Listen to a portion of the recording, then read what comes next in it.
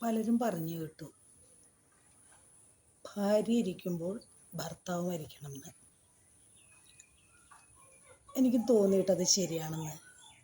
ഭാര്യ മരിച്ചുപോയ പല ഭർത്താക്കന്മാരെയും കാണുവാനും അവരോട് സംസാരിക്കാനും ഇടയായി. അപ്പോൾ അവരും പറയുന്നത്,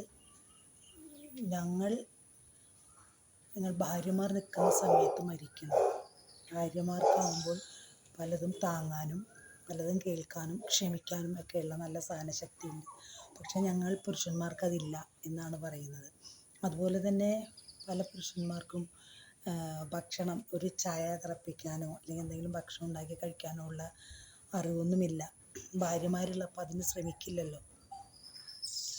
മരിച്ചു പോകുന്നുള്ള ധാരണയിലല്ലല്ലോ നമ്മൾ ജീവിക്കുന്നത്. പക്ഷെ അങ്ങനെ അനുഭവമായി കഴിഞ്ഞ ഒരുപാട് ആൾക്കാരെ പരിചയപ്പെടാനിടയായി. അതുപോലെ തന്നെ സ്ത്രീകളും പറയുന്നത് കേൾക്കാം, ഈശ്വര ഞാൻ നിൽക്കുമ്പോൾ അങ്ങേര് മരിക്കണേ എന്ന്. അതിൻ്റെ അർത്ഥം എന്താണെന്ന് ഇപ്പോൾ എനിക്ക് മനസ്സിലാകുന്നു. കാരണം ഒരു സ്ത്രീ എന്ന് പറഞ്ഞാൽ സ്ത്രീക്ക് എല്ലാം സഹിക്കാനും ക്ഷമിക്കാനും അഡ്ജസ്റ്റ് ചെയ്യാനും എല്ലാത്തിനുള്ള കഴിവുണ്ട്. അവരെല്ലാത്തിനും നേരിടും. പക്ഷേ ഒരു പുരുഷൻ എന്ന് പറഞ്ഞാൽ അവരുടെ ധൈര്യം ഭാര്യമാരാണ്.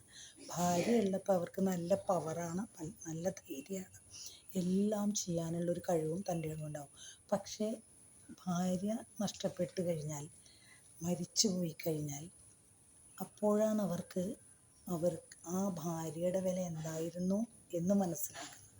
അതുപോലെ തിരിച്ചും ആവാം കേട്ടോ, തിരിച്ചും ഉണ്ടാവും. ഭർത്താവ് നഷ്ടപ്പെട്ട ഭാര്യയ്ക്കാണ് ഭർത്താവ് ഉണ്ടായിരുന്നതിന് വില മനസ്സിലാവുകയുള്ളൂ. തീർച്ചയായിട്ടും നമ്മുടെ കൂടെയുള്ള ആളുകൾ നഷ്ടപ്പെട്ട് കഴിയുമ്പോൾ പല സന്ദർഭങ്ങളിലും പല കാര്യങ്ങളും നേരിടേണ്ടി വരുമ്പോഴാണ് അവരുടെ വില നമ്മൾ മനസ്സിലാക്കുന്നത്.